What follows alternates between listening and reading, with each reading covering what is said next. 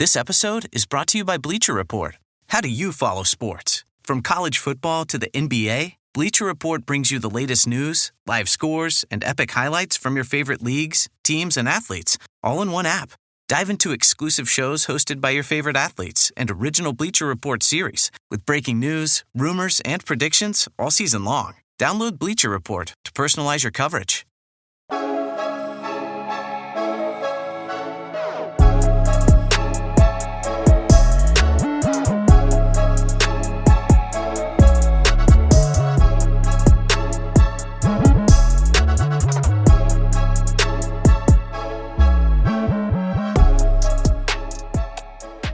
Welcome back to the Social Media Derby.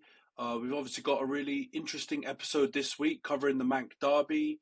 We've got Arsenal's draw at Everton and also the Carabao Cup quarterfinal yesterday. Arsenal beat Crystal Palace 3-2.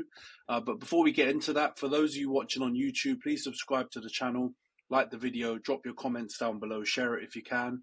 For those listening on Spotify, Apple, or any other podcasting platform, please follow. Give us a 5-star review. All of that stuff helps with the algorithms and helps grow the podcast. But before we get into the pod, John, you all good, bro? How's it going? Yeah, mate, not too bad. Very busy, but yeah, it was glad to see Arsenal get the win yesterday after somewhat of a dreadful start. Yeah, I was going to say, the fact we delayed this pod this week has probably saved the watchers. Saved my mood, yeah, because it was going to be me raging and you all happy, which is usually the other way around, due to the performances of our team. I'm still happy. I'm still really happy. But yeah, you definitely probably less raging than you were. Although that Crystal Palace game was nip and tuck. I know you didn't watch it. Didn't watch all of it live, but you definitely made it more difficult than it needed to be. But you are playing a heavily rotated team, so we'll kind of do it in chronological order. We'll start off with that game because it's just gone. So Arsenal win 3-2 against Palace. You're through to the semi-finals where you could meet either Newcastle, Liverpool, and then obviously we've got the Spurs United game still to come. I stupidly thought that they'd cut these semi-finals from 2 legs to one single tie, but I read yesterday that they'd actually decided to scrap that idea. So you've still got 2 legs to get to the final. So that should be interesting. But I'm sure you've watched the game back and seen highlights and stuff like that. But what did you make of the game? And do you think it was a fair result on totality? I mean, again, I don't think we played our best football, but we definitely were better than them. And this is the big thing. You'll hear me talk about this with the Everton Arsenal game. We weren't good, but we were still better than them. And I think we still deserve to win. So yesterday with the Palace game, we dominated the ball. Again, we didn't do we did quite a lot with it. I mean, we ended up having quite a lot of shots, quite a lot of big chances. But again, still wasn't exactly how I wanted it to be, right? I think in terms of defensive work as well, we got a little bit iffy here and there. Again, I can't scream and shout at the goals too much. But yeah, I think in general, we dominated the game in terms of like a lot of the key stats around, possession, XG, big chances, etc. But it just, you look at the scoreline at the end of it and you think, what the hell, that was an absolute struggle or a battle. And if you think about the offside, the second goal that we scored, Gabby Jesus obviously clearly offside, it could easily have not gone that way. So it's a really difficult one for me to properly judge. At this point, I'm just getting back to results. Are we getting good results or not? Because I'm never always happy with the performance. And at this point, I kind of need to play ourselves into some confidence. And we only do that through getting results. And with this one, obviously, we came from one goal down, ended up winning 3-2, made it closer than it needed to be, but just happy to get the win and go into the next round. So overall, can't complain too much, but let's say I'm not over the moon. Yeah, I think it was one of those cliched games where it was really tale of two halves, because the first half you weren't great. Like Palace were 1-0 up, and even though you had a lot of the ball, you didn't really have that many chances, and they were really, really tight defensively. But as soon as you made those subs, second half, totally different game. Absolute domination, clear-cut chances. Odegaard was cutting people open. When Saka came on, he started to, unlock the doors. And I think you deserved the win on that kind of that massive turnaround, because it was such a huge difference from that first half to second half. But I do think you deserved it. And like Eddie Nketiah's second for Palace, the second goal for Palace, sorry, his first was kind of out of the blue. So, I mean, it probably was more of a 3-1 game, that kind of just right against the run of the play. And then Palace put you under a bit of pressure at the end, but I think you did deserve to win. But yeah, what did you make of Gabriel Jesus' hat-trick? I think is what, and there's some nasty stats out there about how long it's taken him to score. I don't know if it's quite Grealish level, but I think it's not a million miles off. So it's been a while. He comes in, bangs in a hat-trick. Yeah. Do you think this is going to give him confidence now, and he can make that striker slot his own, or do you still need to go out there and get a new striker, in your opinion? I mean, yeah, of course we still need to go out, get a new striker.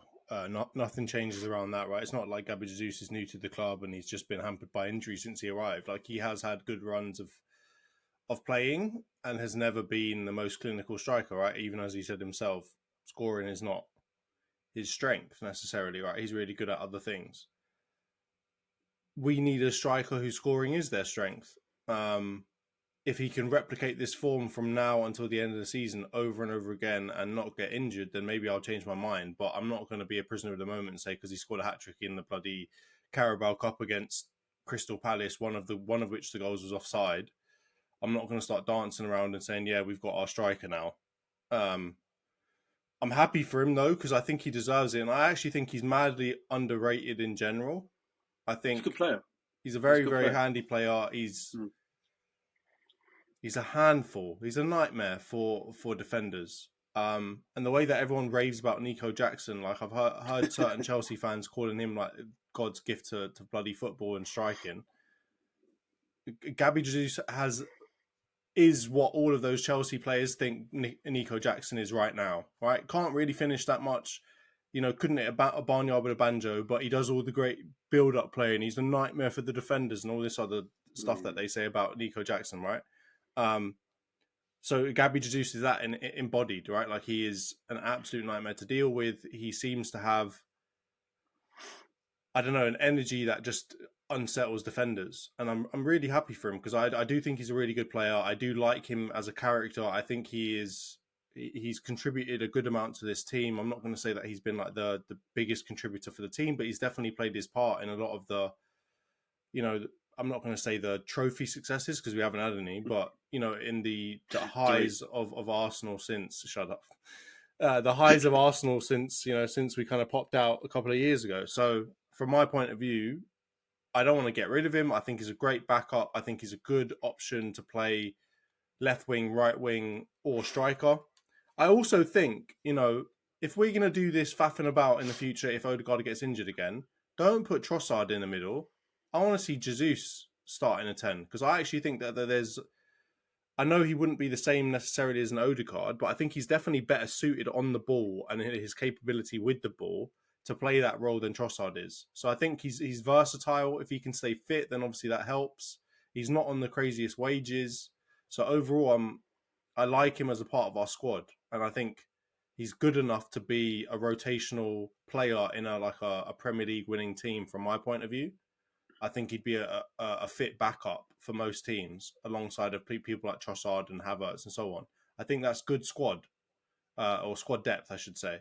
But should he be our main striker? No.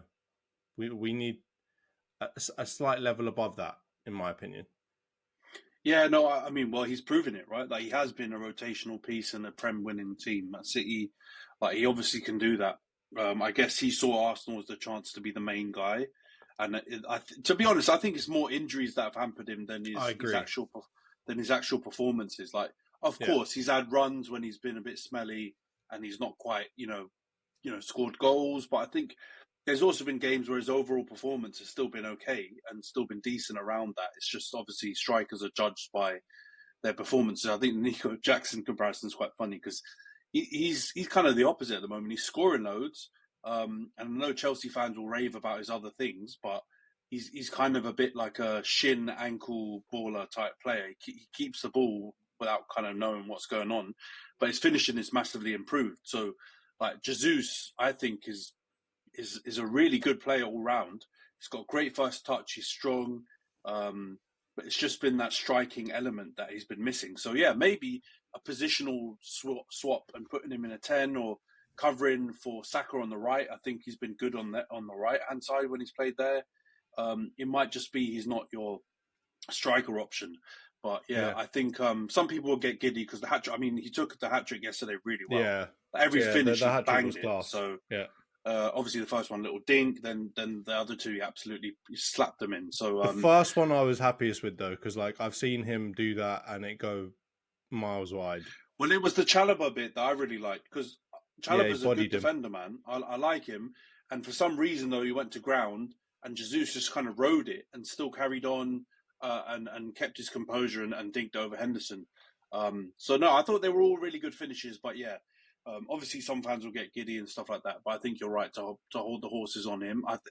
I think this doesn't distract away from your main striker. Probably needs to be better than Havertz, and maybe Havertz also needs to be a positional change where you move him out because you need a gunman. Like that's very, very obvious. If the rest of your team's working and you don't have a striker that creates for himself or can finish the chances when they come up, if all your chances fall to Odegaard.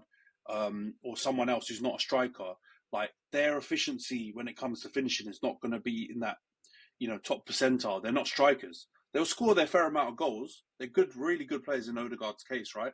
But he's a creator more than a finisher. You need someone in there who's going to take him. So I think it doesn't distract from that. But yeah, it was a nice little cameo to remind people that Jesus has got, he's not shot and he's not finished like some people may have said when he's had bad games or a slightly dodgy run of form. I think he's a decent player, man. So keep him there for as long as possible. I'd say if I was an Arsenal fan. All right, that's enough of Carabao Cup. You guys used to cuss me out when we used to talk about it when we won it. So we'll move on from that. Don't forget the fact that you tried to make a massive deal out of it, and that's part of why. Trophies, mate. Trophies. Charity Shields. Shields. See, we can both play that game. No, let's not get into it. The reason why actually United, I'll tell you this, honestly, the reason why is because we went through a bit of a drought like you're kind of going through now. That's not a dig. I mean, like, we didn't win a trophy, like proper trophy for like 5-6 years. Since I think Mourinho's Europa, right? We got close with the Europa again with Oli. And then when Ten Hag got the Carabao, it was more, I think, obviously there's some gassed fans that went over the top. I was only gassed about that because it was relief that we'd won a trophy and it had been 5-6 years since we'd not won anything. But yeah, Carabao's still good though. If you haven't won anything for a while, going through like the bit of, jokes aside, going through like 4 or 5 years without a trophy, it's a nice one to kick things off. It's better than nothing. Yeah, the big thing is it's better than nothing. Kickstart. It's got to be a kickstart, and that's where people were saying, United fans were getting gassed when Ten Hag won it and were saying it was a kickstart, but we never kicked on. I know we won the FA Cup, but But you also tried to say that you had a better year than us because we came second with nothing. No, Carabao in third. I'll continue to say though that. But you were miles away on third, and you were never in the title race at all. I'd rather, if I have to sacrifice winning the Carabao to actually be in the race for the Premier League, I would do that. Because if we're just going to be going around in a circle miles away from, at the time, Man City and now Liverpool and even Chelsea are doing it, if I have to trade in Carabao to be closer to them and actually have a chance of winning the Premier League, I will, because we can't just win Carabaos all the time, man. Like as I've said to you before, I want major trophies only, and particularly for Arsenal, we've won FA Cups. So I know we've had a bit of a drought with the Carabao now, but we've won FA Cups, which are, in my opinion, at a similar level, right there in terms of achievement. That's not going to tie us over too much, right? We need a Premier League or a Champions League, and I'd even prefer the Premier League there. I know we haven't won the Champions League, but give me the Premier League first, because that solidifies the fact that you are good for an entire year, and then from there we build on and try and get a Champions League. But yeah, I'll take it this year if I have to, but I don't. I would prefer Prem. My point is, it's a perspective thing. So, like, you guys hadn't been in the title race for a little while, right? And you had won a trophy like 2 or 3 years before then, right, with Arteta and stuff like that. So it's all perspective. Like when we won the Carabao, we hadn't won anything for 5-6 years. We had finished second. We've not been in a proper title race, but had finished second a few years before that. under Ollie and stuff like that. So, like, different teams and fan bases will require different things. I think, but it's also you take what is call. realistic. You take what is realistic, right? You were never in the title race that year, so you're not going to be like, oh, I have to get a Prem, because you were never. Yeah, no. So based off of that, you want to win one of the other competitions you're in, because otherwise you're just, what are you playing for? You just, especially third. You're not right. If you're in fourth, at least you're playing for like, oh, I have to keep the fourth spot so I can get into Champions League. But if you're comfortably third, but you're nowhere near title race for us. We were in the top 4 race. No, I know, but I mean, like, if you're nowhere near a trophy that you really, really want in terms of, let's say, the Champions League or the Premier League that year, then of course you're going to say, all right, if I've kind of got maybe Champions League football in the bag, I'll go for the Carabao or the FA Cup, right? That just makes sense to do, right? Like if this year, that's why I'm saying get me the Carabao, because I know we're not in a title race anymore. Like I've said it before, right? We're miles away. But it moves. The probabilities are so low, and obviously the Champions League is so hard. If I have to prioritize one, I'll say let's go Champions League. But I know that is damn near impossible to do. So I'm never going to be hanging my hat on the Champions League. Yeah, the goalpost move, and like you guys weren't expecting title race that year that you got it, right? You finished 5th the year before. You were expecting top 4, so like it changes with perspective and time and stuff like that. But of course, I think there'll never be like both sides will argue, had a better season. Like at the end of the day, let's look at where the teams are now. Like that's the most important thing. That season didn't kickstart for us, and in the end we went backwards the following year. So trophies can be important, and if you're going through a drought, or you're starting to include community shields and stuff like that, which you guys, I'm not joking only about Arteta, like all of our managers have done it, right? Liverpool do it religiously. We've done it in times when things have been ropey. I remember Mourinho doing it. Like, that's a sign that you need to get a trophy, right? Like, get it so you don't have to start including if that's what you're reaching for, yeah. So, yeah, it's not you need it. So I think it's a good chance, man. Let's see. Hopefully you guys, get through in the next round. It would be lovely if you played Liverpool. That would be amazing. The banter in the group chats will be top tier. Newcastle, you owe them a few after some dodgy trips to St James's Park, so that'll be good. And obviously, if you get Spurs, that'll be massive, or us, it will be massive. So it's a blockbuster semi-final lineup, whichever way it goes. So let's see how that goes. We'll know in a few months. That's the beauty of the Carabao Cup; it ends pretty soon. So you'll be able to lift. The winning team will get the trophy pretty soon. Let's move on to the past weekend's games. Then we'll start with the United game, 2-1 away at the Etihad. Oh man, what a game! Unbelievable. It wasn't the greatest game of quality. When you look at it from a quality perspective, City are obviously in the absolute dunya right now and not looking good at all. We have not been playing very well recently, coming off a big win for our Europa hopes at Victoria Pilsen. But it was touch and go, right? We were 1-0 down for a portion of that game, so we weren't coming off the best run of form. A couple of L's before that. And obviously before the game, the big news that Amorim decided to leave Rashford and Garnacho out of the squad completely. I mean, it was an absolute madness from a United fan's perspective, because I think, what's his name? Samuel Luckhurst leaked the whole team, the entire team, the night before, which is absolutely mad. Normally with leaks, you get a few players here and there. And if you do get a full team leak, it might be like an hour or two before the teams are announced, not a full 24 hours before. So that was dodgy. That was a sign for something bad to come. And then, it made a bit of sense when you found out Rashford and Garnacho were out the squad. You can put 2 and 2 together. Someone disgruntled in one of their teams most likely has leaked that, haven't they? Let's be real. That's quite obviously what's happened. But the game itself, the first half wasn't fantastic. We had more of the ball, quite a lot more of the ball, actually. It was quite refreshing to see us dominate possession at City. No one really does that, right, normally, especially not us. But City managed to take the lead. Bit lucky, in my opinion, deflected cross from De Bruyne. Vardio with a decent header. My Onana agenda is going to run, because I think he should die if he just stands and watches it and it goes in relatively centre in the goal without that much speed.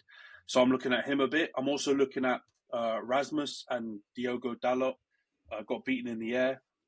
I mean, I'm going to give him a slight pass because it was deflected. Maybe they lost the the track of the ball, but still they got to do better, right? I know Gvardiol's a bit of a beast in the air, but they should be doing better than that, in my opinion.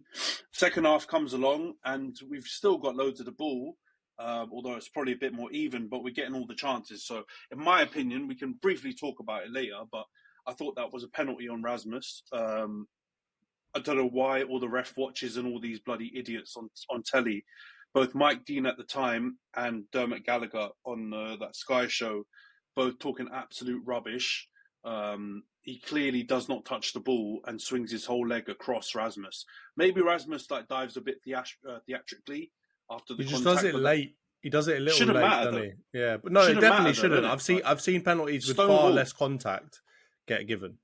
Well, they screwed us last year when I think it was Rasmus on Rodri. Yeah. And they gave a pen at Old Trafford for a ridiculous or a free challenge. Kick or something, yeah. Yeah, I think it was a long free kick that they pumped in and then they gave it for that. And yet this one they didn't give it. So of course, we're doing the Abu Dhabi watch for the refs when it comes to their decision making. So that stinks. Bruno then missed a 1-on-1, should really score. Great bit of play from Rasmus, by the way, and Mazraoui. Mazraoui nicks it off Doku and then skips past a couple of players. Rasmus was with a nice through ball, and Bruno should really tuck it away. But to be honest, he didn't have a great game. Bruno was quite poor, I thought. First half, he was disciplined. He didn't do much wrong, but he also didn't create anything. And then the second half, he did the opposite. He tried to create more and was fluffing pretty much everything. But typical, we get a pen. Mateus Nunes absolutely stinks it up. There's something cursed with that name. You've said it before. I can't remember a good Nunes. There's a lot of them that are absolute. They all stink. And the thing about him, he's actually other games I've seen of City, he's done all right attacking wise. They played him left wing, and he's looked okay. But left back, and he was at right back for this. I don't know what he's doing, and he plays a terrible back pass. Ahmad, who was probably our best player by a country mile, nicks in, grabs it, and I think Thierry Henry and Carragher did some analysis on it. He did a smart little thing. He looked up and watched and saw what was going on, realised Ederson's on him, and then kind of stuck his body in between the ball, and Nunes just comes running in like an absolute donut and completely takes him out. Stupidest challenge I've ever seen in my life. He's obviously had a rush of blood to the head and gone, I need to fix this, but it's like a child. I do think Bernardo's a big old rat, right? A lot of opposition fans hate him for valid reason. I think we're all unified, right? Liverpool, Arsenal, and United all hate him, right? But he comes in and calls it under 15 football. And to be honest, that challenge was under 15. It's like a kid, trying to fix it, and he cocks it up. Penalty, Bruno tucks it away, and then I think the poetic bit was 115 seconds later.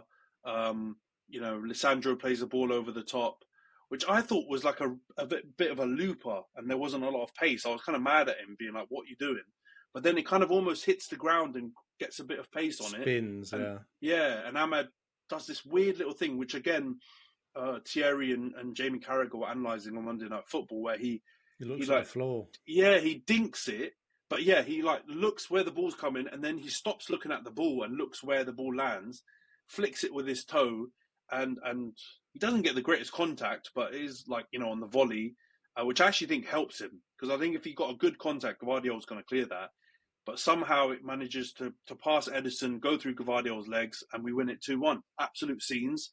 I'm losing my mind on the sofa.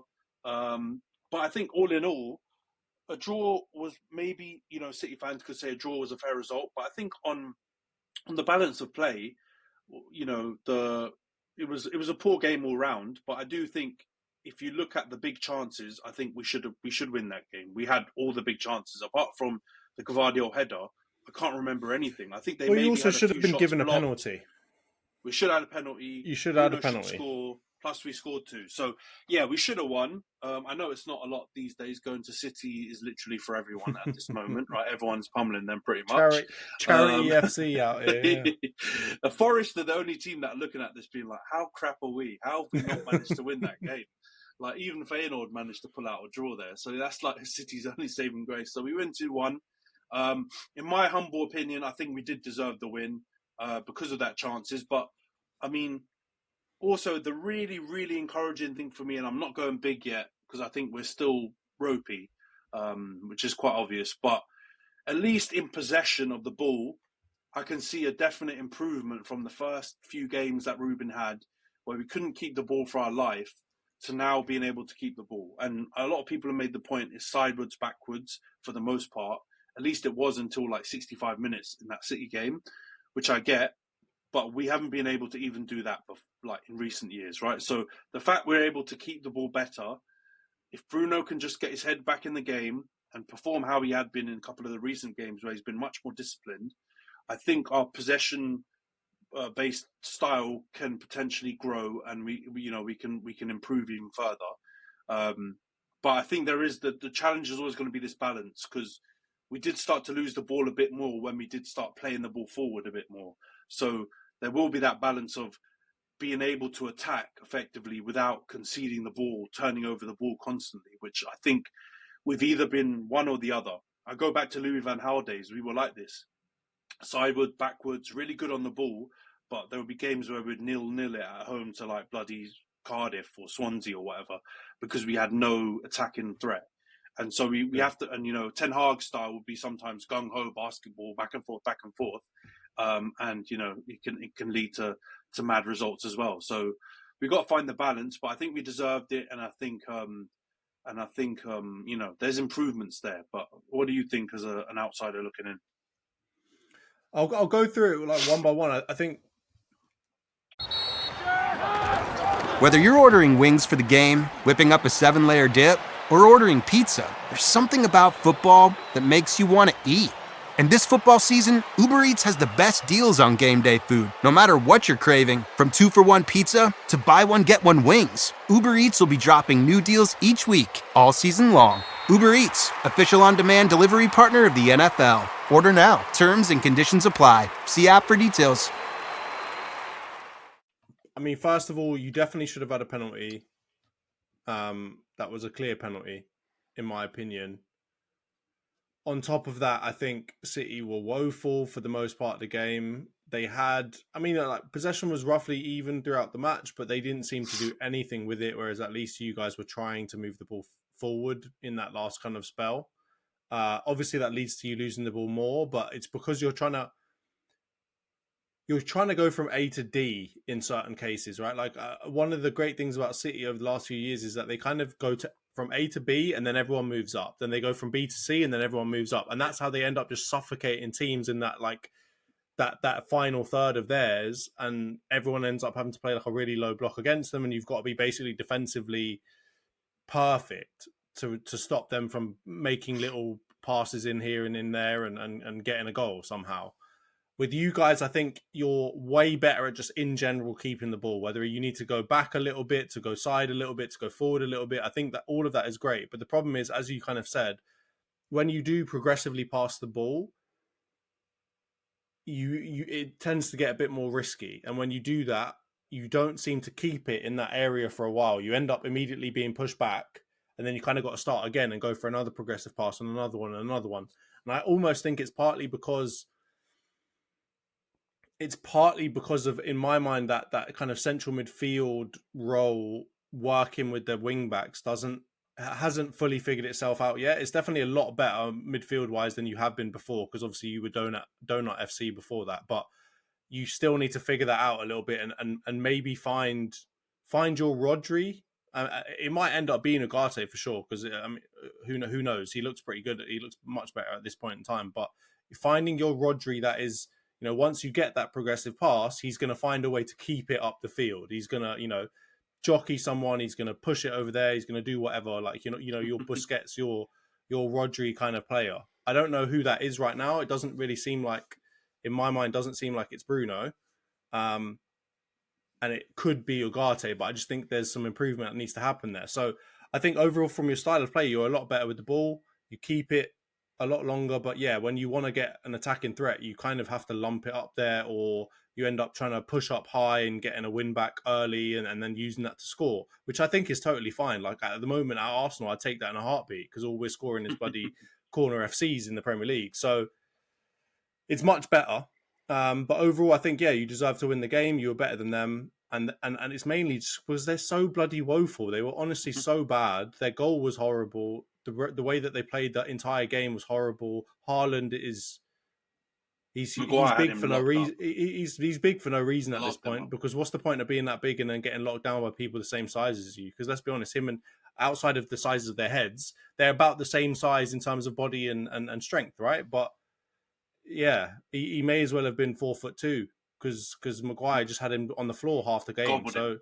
yeah, he gobbled him. So pause. But yeah, so I think you were overall much better. I definitely am seeing improvement, but as I said, I think number one, you need to be able to use your progressive passing defenders better, because Lissandro is a good progressive passer, right? It's one of the things that he makes up for in height, is the fact that he's really good playing the ball across the floor.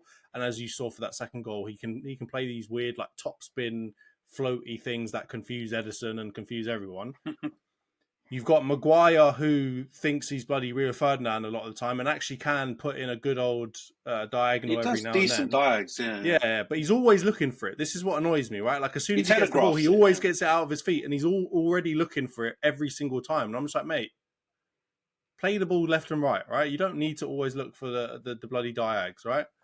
But yeah, you need to be able to take that. I don't know about De Ligt. I haven't really seen him enough to understand whether he's a proper passer of the ball, but no, but I mean, like in terms of progressive passing or whatever else, like I don't know if he can do that, but you don't need all three of those defenders to be able to do that. So if you've got Lissandro and Maguire that can do that, you need to take advantage of it. And you need to find players that can hold possession better. And one of the great things that I really liked about the end of that game, and it's a good example of what I'm talking about, is Xerxes. At the very end, legend. That's where Timberland boots and being shaped like Tom Huddleston actually helps, because they played him the ball at the end, and he just dashed one man off of him, dashed another man off of him, and he looked like Mark Henry out there. He was dashing people around like it was mental. The Royal Rumble. Yeah, so I mean, like if you can find out a way to make him like your Joe Linton or something, and just have him hold the ball up in the middle, that could work, because he doesn't seem to be. I mean, it looks like Højlund's probably nailed on for that striker role. Xerxes might not get in the 10s, because it looks like even Mount might get ahead of him if he's fit. You've obviously got Ahmad, you've got Garnacho, who looks like he'll probably get back in the team at some point. Rashford, who knows? But you know what I mean? Like maybe I'm just misprofiling him because he's a big lad, but Xerxes, mate, think about that centre mid role. Sit next to Cobby, sit next to Bruno. You need lungs, though. I agree with your analysis, really, though. I think that the centre back stuff. I mean, the whole team's still working itself out, right? Minus Onana-ish, although I still think he needs to work himself out as well. He'll be good eventually. in terms of just playing the ball. I mean, more than anything, like he needs to concentrate on.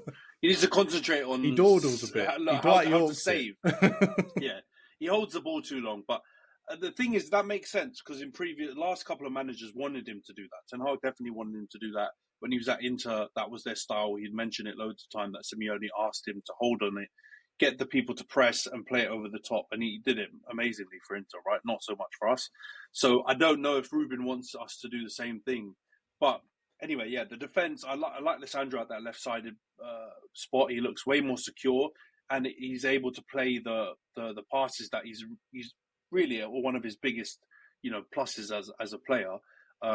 Maguire at centre back works quite well, but I think there's going to be games where you're going to need someone with a bit more pace there, and so I think him and De Ligt will kind of rotate in that position, to be honest, because I think when you do have a pacier attack that you've got to try and fend off, that I think De Ligt going to centre back will make sense, because he can do the diags as well. I think that position is looking for that ball over the diagonally either side quite regularly. I think those players can do it. I think De Ligt at right centre back works because he's decent on the ball, and I think he can play those progressive passes forward. Obviously, it's part of Ajax's style, and he used to do that when he was there. You've also got Yoro coming in who can do that. And even as a third stretch, Lindelof is actually really good at those balls.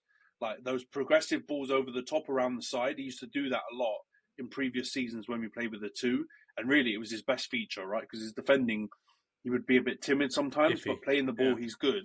So he could come in and slot there. And then, Evans or whatever can rotate. The wing-back stuff's tricky. I think they played well on the day. I think Mazraoui was good. I think he gassed at the end, and then obviously now he's injured. But I think I messaged you early and I thought Doku, because they were trying to get Doku one-on-one, and they did actually succeed on getting them one-on-one, but he didn't do anything with it. Because I remember I messaged you. I was like, Mazraoui's going to have a long day with Doku because it looks like they're trying to get him one-on-one over and over again. And Doku's obviously usually a one-on-one demon. Like he's physical, he's quick, he's got this like bloody manic thing about him that he like just seems to sell people left and right. But Mazraoui did a really good job. I can only really think of like one time where actually Doku got past him, and that was it ended up going to like a corner or whatever it was. But no, he did outside of that, I think Mazraoui did a great job because Doku's not, as much as everyone wants to mock him and say, oh, Doku and Savio are crap. He's hard to deal with. Yeah, I mean, I think it's 50-50 though. I think Doku effed it basically. Like he was flirting without actually pulling the trigger. And he looked a bit gun shy, but I also think that maybe was because Mazraoui played him really well at the start and kind of killed his confidence off. I think they both played a part. I don't think it was Mazraoui's best ever game. Actually, I think he's been way better in recent weeks, but he was still very good. And his average is the 7 out of 10s that you want. So I'm happy with him. He was really good. He played a part in that Bruno chance. He was very dogged, man. I like him a lot, and I hope he's not out for long.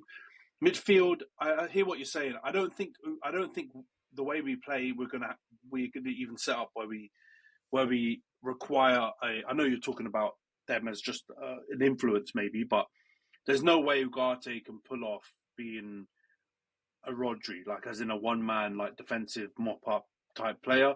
That's gonna have to be a 2-man job. I think the way Amram set up is he's going for it to be split. So you'll have one person who's more of a passer, but the key is they're both gonna have to have legs to cover the pitch because they're going to be under stress and going up and down, up and down. Ugarte, I think, has got the legs. It looks like he's kind of got used to the pace and he's got the tackling and blocking ability and he's decent on the ball. He's not amazing, but he's decent.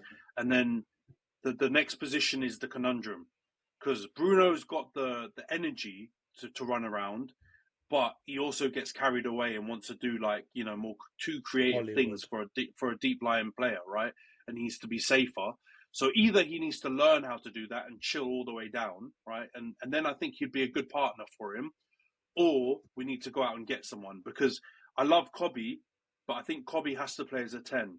I think that's got to be his role in this system because carrying the ball, driving with it, close control. There was that one moment in City's box where he was like jinking past 3 or 4 guys. There's no one else in our team that can do that. And as an attacking midfielder, I actually think Kobe is very... I know there's people out there probably in the content creating space who've said this as well, so I'm not reinventing the wheel, but I think he's got to be a 10.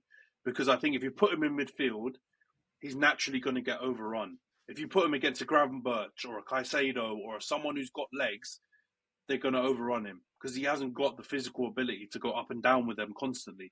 If you get him in an attacking half space, he can fold them. I'm sure of it. Like, okay, Chelsea and Liverpool fans might argue with me on their performances this season so far. Those 2 players got the better of him, but I think he needs to play as a 10. So there's gaps, man. And then, like you said, there's lots of people that we may be shoveling into the 10, but I honestly don't believe a lot of them will be. I think a lot of them will either be sold or will be, pushed out more to the wide. I'm thinking Garnacho's probably got more opportunity as the left winger / wing back than he has as a 10 now. I think they've tried it and it's not worked. And Xerxes up top, man, I love that. Like I've been onto Xerxes, probably unfairly, very early days, but he looked like the strength he's got. I think we all know that the control and technique, we've kind of seen that he's good. The thing we've questioned is, can he be a finisher? Which I think the jury's still very much out. And the other thing was, he looked slow as hell. He looked like he was literally running in porridge the whole time he's played so far. That game, not only did he body Kyle Walker and a couple of people with his physicality, he drove the ball with pace. And those guys around him are Walker. And I know that people say Walker's lost his legs, but even a lost leg Walker is fast. Yeah. So the fact he could do that was like, oh, wow, maybe he's just needed some time to get up to speed and get his fitness, because there were reports out that he was a bit chunky when he joined. So he needs to stop wearing baggy shorts, mate. He needs to stop wearing baggy clothes. They're weighing him down. I do think he was just some aerodynamic. Yeah, no, he definitely could have been. And I mean, we've seen that with plenty of other players coming to the league, realizing, oh, I'm a bit of a fatty in this league because these men are running all over the place 24/7. In Italy, I could sit back and eat my donuts probably and my in the pizza. holidays, though. Yeah, of course. I think the Italians are on the fitness thing. I think he probably went to the Euros. He was enjoying. He was doing life with his girl on a boat and all this kind of stuff like that.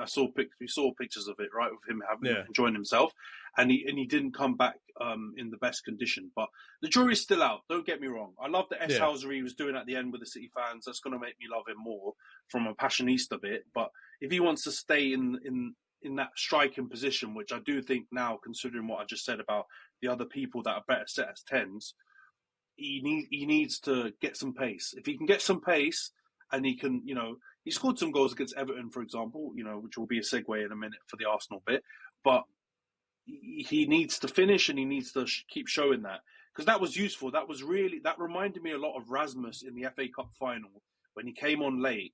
And Doku S-House that consolation goal, and we needed to get the ball up, and he just bounced the man off him and then carried the ball for like 30 yards, and it was critical for us at that point to get the win. So I'm happy with him, man. Big him up. I'm gonna ease up on him, and let's just see how he goes now going forward. But yeah, man, I thought we deserved it. Let's quickly go on the Rashford thing before we wrap it up, Johns, because we've got to move on to Arsenal. Obviously, everything's been talking about Rashford. They've kind of forgotten that Garnacho was part of that situation as well. Everyone's been talking about Rashford. Amorim drops them both. He says it's not disciplinary, but then he drops some coded stuff about, I watch the way you eat, I watch the way you dress, I watch the way you engage with your teammates and the people around you. Lots of rumours saying he was out on the lash a couple nights before, being carried out of clubs.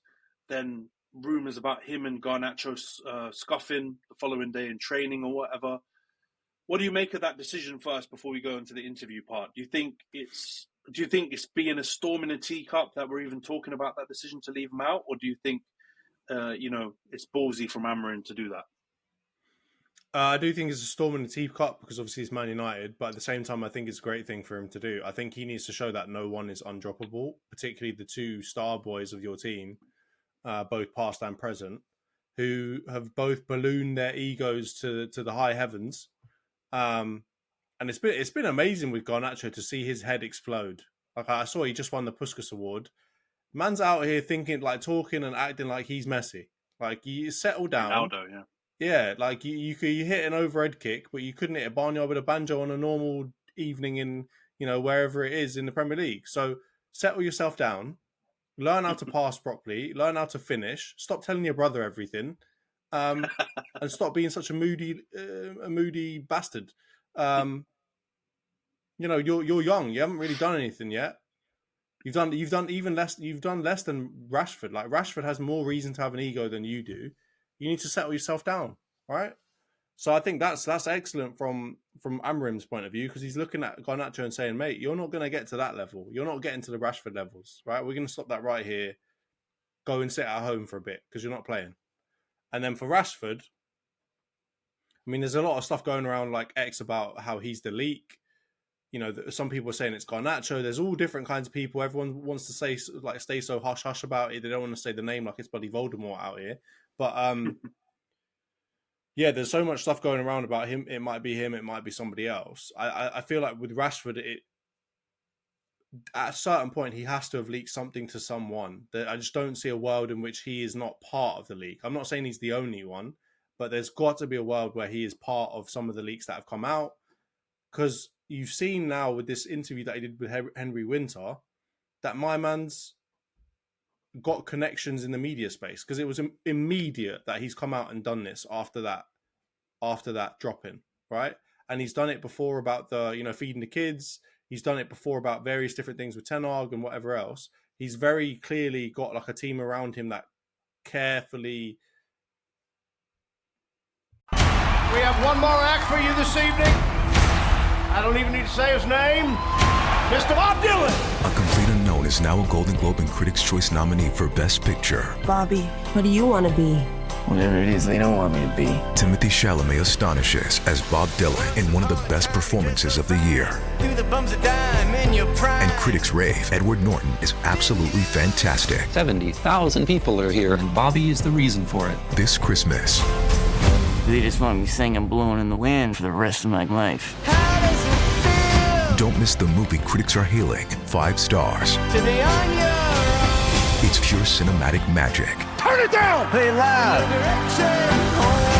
And named to AFI and the National Board of Review's top 10 films of the year. Make some noise, BD. Track some mud on carpet.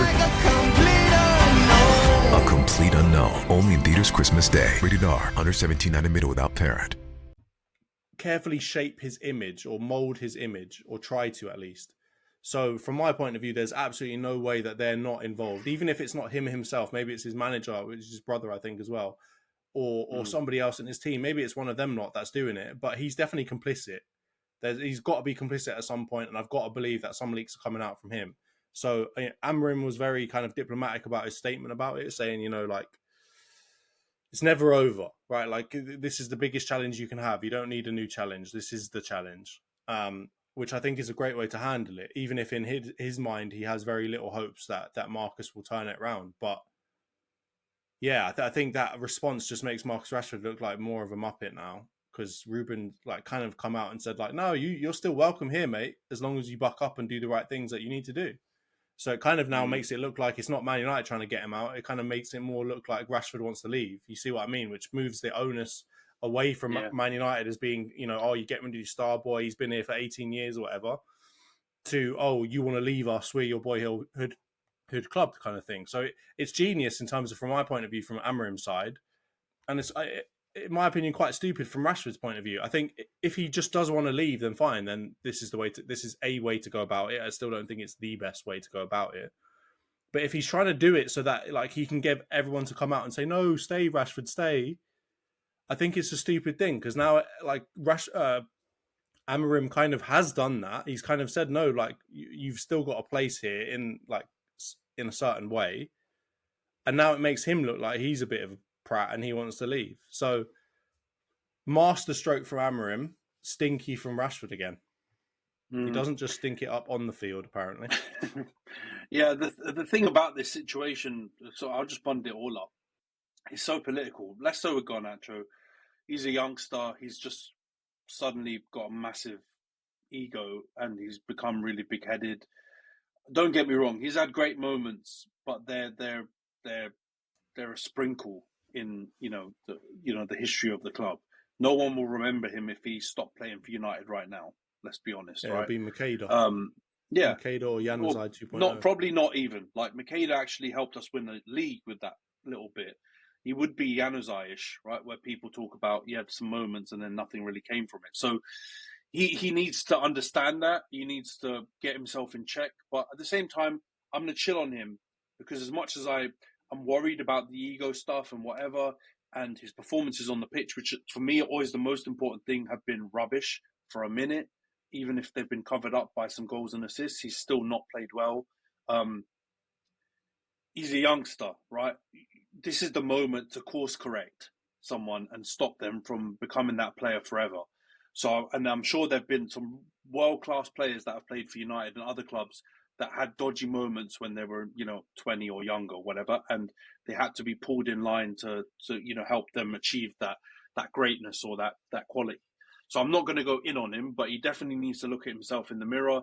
He probably, needs to tell his little brother to shut the F up a little bit, and he needs to surround himself in the club and outside the club with better people that are being honest with him and not calling them the next Ronaldo.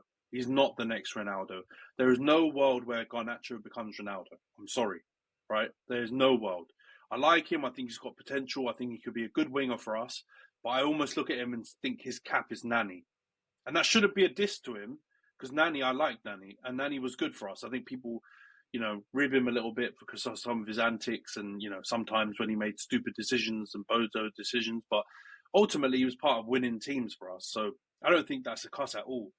But he's not going to be Ronaldo. So we need to do that. And he needs to work on his game and improve and, humble himself. Stay humble, eh?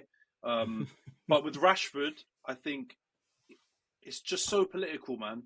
Because of what he's done, which has been amazing stuff for kids and for society, anything that he does now when it comes to a football context will always be dragged back into a political, out of football context.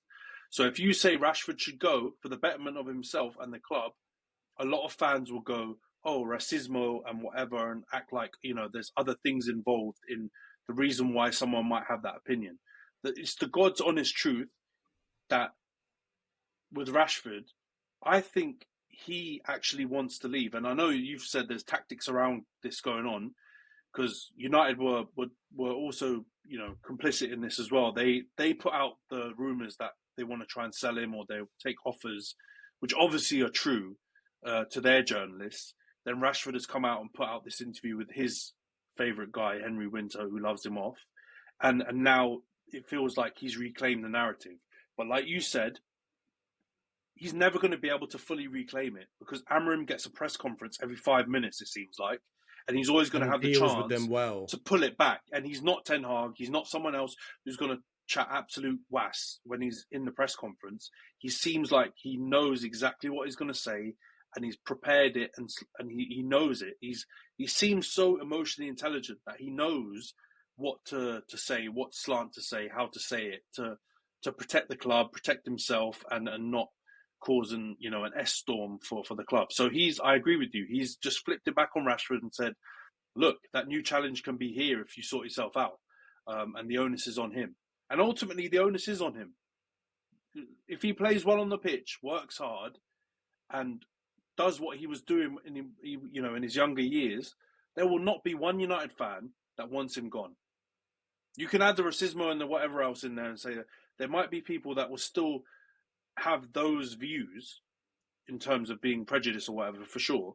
But he's a local lad, and when he was banging in goals for us as a teenager, they had their shirts off in the crowd, limbs and everything, right? So if he plays well, football can unite people to maybe not fix all these problems that they have in society, but at least cover them up during the football pitch, the time on the pitch, and enjoy them and support the players on their pitch. So ultimately, he needs to play better. He needs to want it. And if he doesn't play better and he doesn't want it, he's got to go. Like, for himself and for the club. It's got no ulterior motive. I want nothing more than to see Rashford succeed, the same way I wanted that for Tony Marshall, the same way I wanted that for Paul Pogba. But the God's honest truth is I feel like those two players didn't contribute as much to their abuse and the crap that they had to put up with than Marcus has. Marcus has genuinely done things which I think in every generation and era you would get criticism for. It's not a new football thing, and social media doesn't play a part. If Roy Keane and those guys had heard about one of their players doing some of the antics that he was doing, or Sir Alex had heard of it, you're getting the hairdryer. You may be getting sold, right? Like Beckham did, in the same way, in a more acrimonious way. So let's be real here. This situation, I feel like, is at its end. He's got to leave.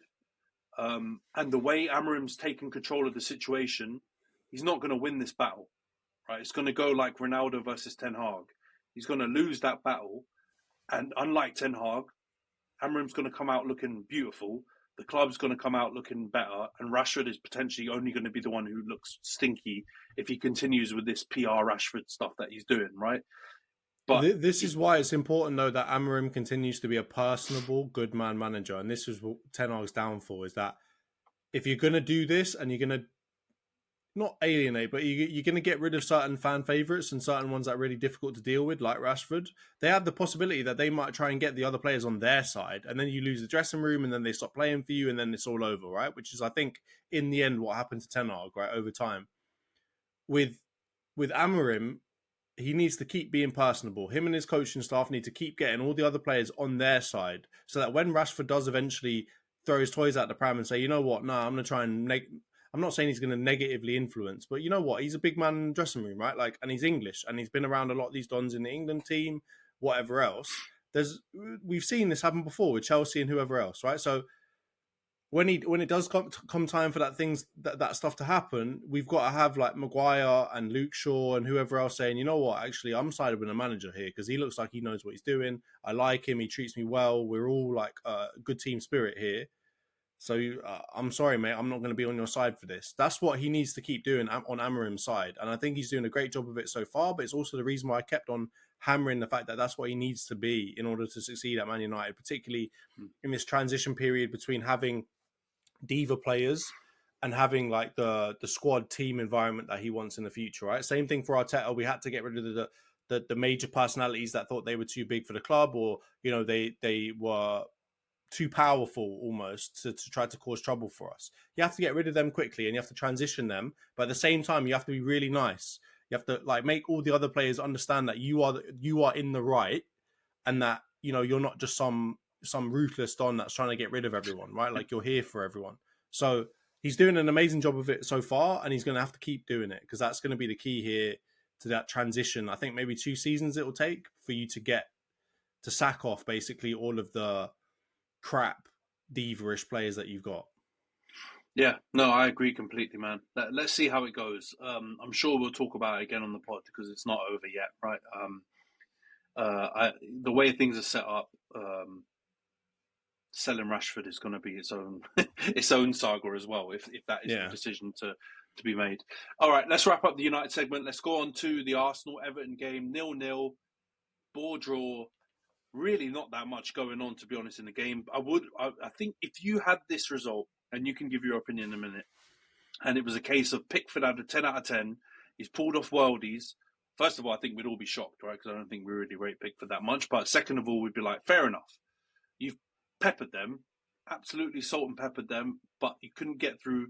Goalies had an unbelievable game. But I don't think that was the case. Like, I know there were some last-ditch blocks and stuff. Odegaard, I think, was pretty bad in this game, right? In terms of his like clinical nature, you'd expect better from him. And then second half, I think there were a few saves. I think that one from Saka was really good down low. I think that would be a goal in most scenarios, but Pickford somehow pulls out of his. And yeah, ends up being 0-0. Classic AFTV and chill was consumed afterwards. People talking about shooting Arteta and all kinds of craziness. And I like Lee Judges generally, but he's kettled. He's lost his head then. But I do think you had some decent performance. I think your defence was good. Saliba, imperious again. Gabriel was decent coming back from injury. Saka was your only attacking threat, to be honest. But yeah, what did you make of the game? Were you raging as well? You kind of alluded to the fact that you thought, maybe you were better than Everton, you deserved to get the win. Is that how you feel, or do you think a draw was a fair result? Both teams were terrible, but I definitely think if you have to choose one of the two teams to win and the draw did not exist, we would deserve the win, right? Points win. And I say that, and I don't even think it would be a split decision. It would be a stinky, boring, unanimous decision that Arsenal would have won, right? Because I'm not going to turn into this Man City don where I'm like, oh, we had more possession though. We had possession and did nothing with it, right? It's the same stuff that I've said about Man City all the time. What does the possession matter if you do nothing with it in the end? And that was it. What's the point of having 80% or 77% possession if you have like 1 XG of just stinky chances and you have 13 shots and every single one of them is a stinker? What's the point? Right? If you have 80% of the ball and then just shoot from 30 yards out every 5 seconds, right? And just build your XG up that way. Like, it makes no difference. You may as well have just hoofed it and had 0% possession the whole game, because it made no difference to the outcome. And so my major issue with that match is we were stinking it on the final ball and the penultimate ball, the one leading up to that. And that's where Odegaard was stinking, because that's where he really shows up, right? He's the one before the final ball. He plays it to Saka. He plays it to someone. He plays it to whoever. Opens things up a bit. He didn't do it. He was stinking it up there. And then on the final ball, again, what have I got to say about Martinelli, Havertz? Like, these dons are not final ball dons. Right? They've got other things to them. Right? Martinelli, again, I'm not going to go ham on him because you know that I like him. He's a young player. I've got belief. I've got faith in him. I think he can turn it around. But my man, you've got to learn something. Like, I need to see some progress. Like, you can't stink it up, be very clearly stinking it up, and then not. Like, is Arteta's, the coach is not working with him? Either that's got to be one of them, or he's just not listening and he's not improving. So I don't know what it is, but whatever he's doing is not working. My man's not getting better. He's getting worse, right? Or not even getting worse, but people have figured him out, right? That first couple of seasons, people... Standing still is getting worse, though. That's the problem. Yeah, no, standing still is getting worse. But the thing is, he's standing still because everyone's figured him out, right? Like, I'm not saying that he's just like nothing's happened elsewhere, no one's figured him out, and he's just suddenly stinking it into the gaff. It's not that. Everyone's just figured him out, and he's standing still, as you said, right? Which is going backwards in this case. Figure something else out. Figure a way to build a different part of your game. Do something else, and you've got to be able to do that, or master the art that got you famous or got you plaudits in the first seasons, right? The ones of just running at people, causing them issues. Go and look, like, watch videos of dons and shimmies and this, that, and the other. Like, learn some new moves, man, because these ones ain't working. And then Havertz, I don't have to talk about him long because we haven't got that much time, but the brothers, if all you've got to offer me is just a strong ability to just bump man out of the way and hold the ball up and win a couple of headers, I'm sorry, that's Heskey settings. That's harsh on Heskey. No, and Heskey's way better, right? Like, at the end of he was career, rapid. Heskey was rapid. And people forget young Heskey was a baller. But like, yeah, if that's what you're offering me, what do I need that for? Like, I'm not out here looking for Ricky Lambert or whatever. Like, I need someone that can actually finish the ball. Hey, it's Austin James. Yes, I'm living with diabetes, but it doesn't have to define me. Thanks to the Freestyle Libre 3 Plus sensor, I get real-time glucose readings throughout the day. The Freestyle Libre 3 Plus sensor is small and easy to wear, giving me the freedom to focus on my life as a parent and a musician. Now this is progress. You can get a free sensor at freestylelibre.us. Offer available for people who qualify. Visit myfreestyle.us to see all terms and conditions. Certain exclusions apply. Data on file. Abbott Diabetes Care. For prescription only. Safety info found at freestylelibre.us. So Kai Lambert is class. Kai Lambert, that's what we're going to have to get to at a certain point, because he's stinking it up. So, yeah, I think from that point of view, like, that final ball was horrible, and yeah, we didn't like. I'm so angry at us. I almost feel like we deserve nothing from that, or we deserve 1 point from that, because that was so poor. But at the same time, obviously, I'm like, I want to keep an eye and try and catch up on Chelsea and Liverpool, and then I'm like, why can't we put one of these away, right? Like, we made one big chance the entire game, and we had 12 shots and 80% possession against Everton. It's not like we were doing this against the best low-blocking team ever. I know they've got Sean Dyche, and I know Sean Dyche has done us over a couple of times, but my God, how can we not create Everton more big chances, man? Everton away, if this kind of result happens, I think people would be angry, right, if you're a Big Six team. But I think there's a bit of understanding, a bit of acknowledgement that if you play them at their stadium and they do the Dyche ball tactics, you can get sucked into like a slog fest and a battle without really wanting to. But at home, North London forever and all that kind of stuff, you set the atmosphere, you do everything. There's got to be a way you can avoid it becoming like a corner off and making it like a game that they want. And I think you just didn't, man. You fell right into their hands, and your creative players didn't create enough, which is weird. Because, initially when Odegaard came back, he came back with a bang. Like, he was like almost like he didn't, miss any games. He was almost creative out of the box, but he's kind of had the odd game, which is fair. Everyone has them, even the top players have them. But this one was not good. He was smelly. But I do think, I understand where you're coming from, because I like Martinelli as well. But at some point, Arteta's been ruthless with a lot of positions in your team. At the time, even some Arsenal fans have said, maybe slightly unfairly, or it seemed like, shoot, that's really ruthless, right? Players that have played all right. And I would say at least players that are playing better than Martinelli is now. So surely at some point, the time is going to run out for Martinelli being the first choice left winger, and Arteta is going to look to replace. Because I do agree with you. There was a point where, I wouldn't say the effectiveness waned, but where people were looking at Bukayo Saka and saying, he cuts into the left, is he going to go down the Robin route where, he's going to have to master that and people are going to know what he's doing, but he's so good that he does it anyway? Or is he going to cut on the right, develop his right foot, develop other things? And I think we've seen he's developed other things. And now he's, he makes him one of the best right wingers in the league, because you don't know what the hell he's going to do, right? Of course, he cuts in most of the time, but he's very he enough. Can do as well. So if you push him down the line, he might smash one top exactly. corner. Roof it with his right foot or whatever, right? Or he's developed, and I think Martinelli just hasn't. Like, he's still got the things that make him a good player from 2 years ago or 3 years ago, but he hasn't developed any of the other things to make him like a difficult player to play now, when people have got all the data on him and know exactly what they've done, watched hundreds of hours of Arsenal and understand. And I saw that thing on Monday Night Football, right? Not to put the knife in even more, but it's damning, bro.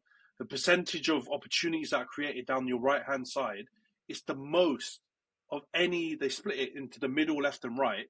And every team has a preference, right?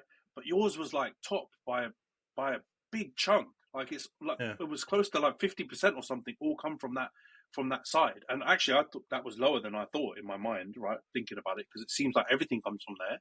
But you've got to work it out. And I know the centre forward, the striker, needs to take responsibility too.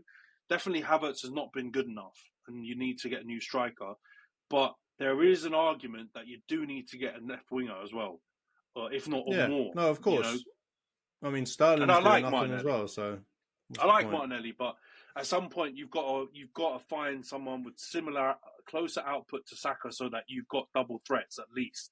Because if you want to reach that title-winning level, like, for example, I don't hate using Liverpool in a positive way, but that Liverpool team that won, Bobby Firmino gets lauded like he did more than he did, in my opinion, right? I think he was a good player, but I think you've got the players that can imitate kind of what he does if they're firing. I do think, Havertz might not be as good, and Liverpool fans might come for me on him. But you need the Sadio Mane on the left-hand side. But you need the Mane and the Salah. Yeah. And Mane was close to Salah, if not better than Salah at points. And right now, you've just got the figurative Salah. You haven't got the Mane. And you've got to do it if you want to succeed. So, yeah, you'll have these games if not, man, because it's too much pressure on Bukayo. And he's a star boy, but he's not a miracle worker all the time, right? But anyway, let's move on from that. It was, you've obviously got positive result now to reflect on, and not that 0-0 since you won in the Carabao. But let's get on to the preview section then. We've obviously got the other Carabao Cup fixture for our two teams, Tottenham against United. I was saying to you, man, I don't like throwing games and I don't want to lose ever, but I wouldn't really mind what happens tonight, honestly. I want us to win, because winning would be great, and we could stick it to Spurs and carries on some momentum building and confidence building. But I'm not that bothered about this game, because we've got loads of games coming up, and I want us to try and, I'm desperate for Amram to have more time on the training pitch with our team. So I want us to finish top 8 in Europa, so we don't have to play those 2 games. I don't care if we go out of this. I would like us to win in the FA Cup, but realistically, we've got you away, so that's going to be hard. So we might also avoid some more games around that and get some more time on the pitch.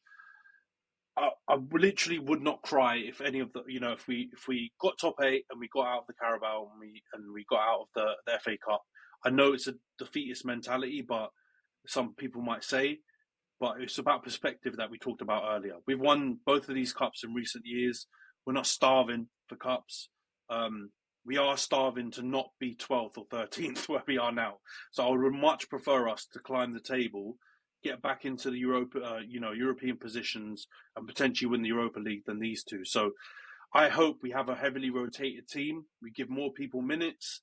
Obviously, I hope we win, but I'm not that bothered. But I'm going to go for a 2-2 draw.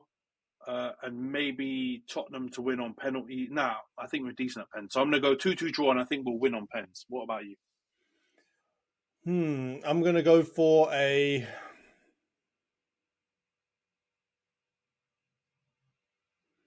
I'm going to go for a 3-2 Man United win.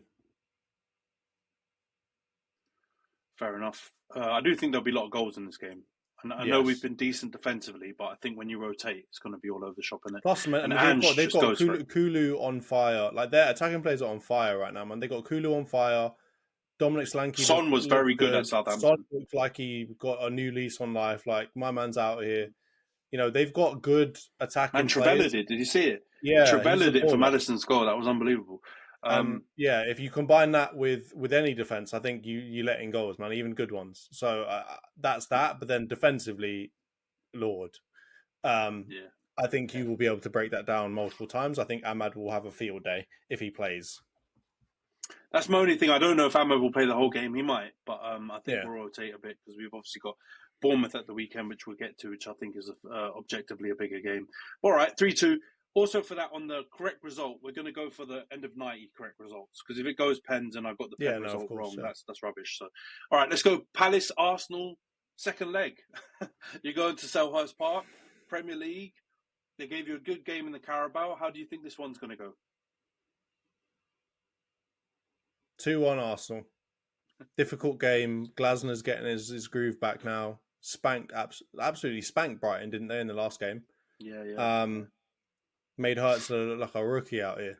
Former Bundesliga foes. But yeah, I think we're good enough to still win, but it's not an easy one, man. So yeah, I'm going to go for a 2-1 Arsenal win. Gabby Jesus to start, please, God. Man thinks he's on fire now. I'm not sure, man. I think this is a hard one. Going to Palace is not easy. Like you said, you've kind of been a bit unlucky playing Palace at the moment, because they were absolutely shite at the beginning of the year.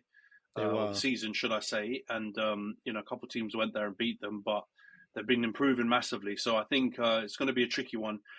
I think Glasner's going to get them purring. So I'm going to go for a draw again. So I'm going to go for another Desmond. I've gone absolutely too crazy. Yep. Yeah. But yeah, I think you're conceding goals, bro. I know Crystal Palace is I know you got the Everton 0-0, but Everton didn't even try and score. If you play a team that try and score a bit, you concede, man. So I think there'll be a high scoring game, and I think you'll depends on who we start there. If Partey's starting in the DM position next to Rice, I'd be okay with that. If we start Rice there with Marino there, I'm not happy with that. Depends who's playing in defence where. Like, that's the thing. Like, we had a structure that worked, and then we just started, obviously because of injuries and stuff, started flapping everyone about, and then now we've seemed to have lost the strong connection between all of our players as to where they're going to be and what they're going to do. So yeah, I don't like that. I think Calafiori can also be a bit of because he's new in the team. I don't know if he's properly gelled into how we defend. I think he can be a bit of a liability sometimes. And also on top of that, and like I've said so many times recently, we've had these opportunities, we've had these goals scored against us where I literally can't, I look around, I'm thinking, who can I blame here? And I'm just like, I can't really blame any of you. So I don't know what it is. Is it a system problem? Is it just positional problems that I, as a layman, can't see on the field? I don't know what it is, but that also just leads me to believe we're going to concede anyway, because teams just seem to be able to outwork us or figure out how to score against us. So it doesn't even need to be an individual error. I don't need a Matías Núñez stinker for Arsenal to bloody concede. Yeah. I mean, with the Palace one, Kiwior, the first goal, he should do better, right? That one's obvious. But with the second one, for example, I thought Raya could have saved it on first glance, but then I watched it back. No chance. It was a great header. No chance. So yeah, it may just be the way the cookie's crumbling right now, and there's a slight bit of dysfunction because of players being injured and moving people around has caused this kind of slight bit of uncertainty, which other teams can capitalise on. But yeah, 2-2 for me then, and you've gone 2-1. All right, let's go on to United Bournemouth, mate. This is the one we need to win this game desperately. We need, and Iraola's really good, man. I really like. They should have beaten West Ham. I know they took that unbelievable free kick from Unal to get a draw in the end, but they should have won that game. They play good football. They go for it. Bloody hell, they really go for it, actually. And they've got so many youngsters. It's unreal. It's like they're like the FM Wonder Kid team of the Premier League right or whatever his name is. Yeah, Kirkes, Zabani. They've got so many youngsters in that team, and they're playing week in, week out. They're really good. And they obviously slapped us last season at OT. I think they won 3-0, didn't they? Absolutely battered us. So we owe them. But I don't think this will be straightforward at all. And I think it'll be nip and tuck, probably quite similar to the Forest game in some ways. But I'm hoping we just cut out the errors, because I do think if we cut out the errors, we beat Forest. So I think there's no reason why, if we put in a similar performance, remove the errors, stay concentrated, we can beat Bournemouth for sure. But they're a very handy team, and I would not be shocked at all if we drew this game and potentially even lost it with how well they're playing. But I'm going to go for United to just about nick a win. So I'm going to go 2-1 Man U. I think we'll just about get over the line, but yeah, it's very hard to predict because I don't know. I couldn't tell you who'd play in this game or the Tottenham game. He's rotating so much that it's really hard to predict any of our games at the moment. What do you think? How do you think this game will go? I think it's going to be a close one, because if West Ham can push Bournemouth to this kind of thing, Man United could as well.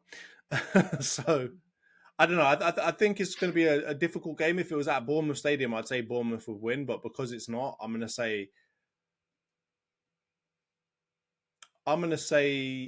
to go for a 2-2, I'm going to go for a Desmond. Fair enough. I think that's not a crazy shout. So we've got a bunch of Desmonds in there. Bloody hell. Scoreboard update. I thought this was going to be a good one because I got the correct score, 3-0 Arsenal, Monaco. I was laughing. And then the following day, my own team done me over. And 2-1 Victoria against Victoria Pilsen. You got the correct result. So we are where we are. None of us predicted Everton to get a draw. None of us predicted United to get a win. We both gained 3 points, I think it is. You gained 4 points. I think I gained 3 points. We're at 34 for you and 21 for me. So you're still well ahead. Let's hope these games will bring it closer. But we'll wrap up the pod here, Johns. Thanks a lot for coming on, of course. Yeah. Great episode. And hopefully United, I think you want United to win this game against Spurs more than I do. I do. But let's see how the Carabao goes and fingers crossed the weekend goes better for us. But take care, everyone. Thanks for tuning in. All right. Cheers, Ant. Cheers, everyone.